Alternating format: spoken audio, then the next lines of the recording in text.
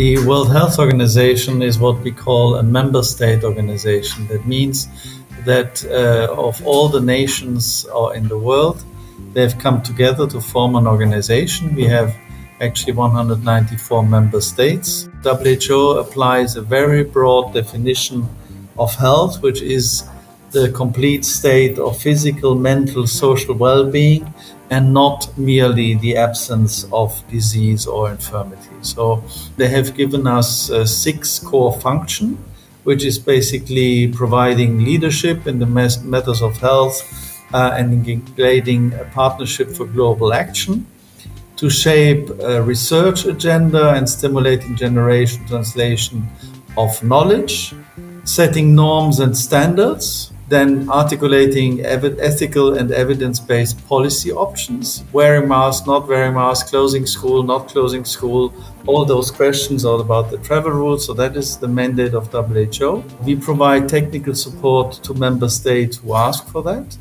And we do also monitoring of the health situation and assessing health trends. So these are basically what WHO does.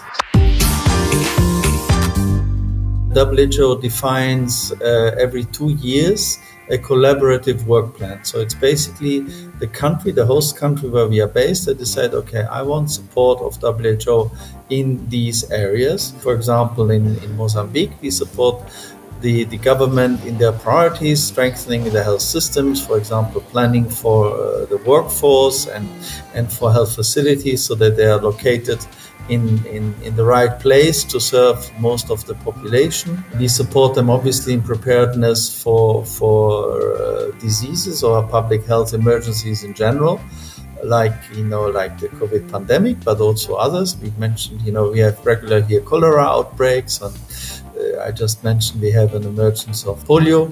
So these are the areas we work on: maternal and child health and environmental health also, obviously.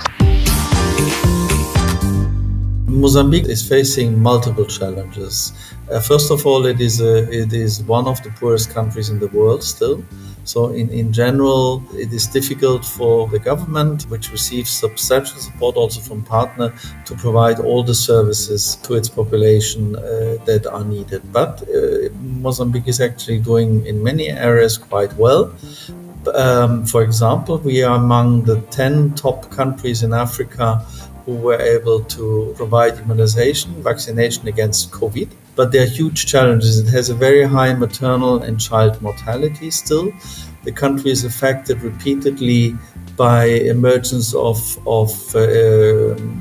communicable diseases such as cholera. There are regularly cholera outbreaks linked to the floods. There's also diseases such as measles that are on the rise because not all children are vaccinated. Obviously, the COVID pandemic is also affecting heavily Mozambique, but then there's also an increasing burden of non-communicable diseases, the usual cancer and high blood pressure, diabetes, which represents a challenge for the health services to provide all the services to the population as needed, what we call universal health coverage.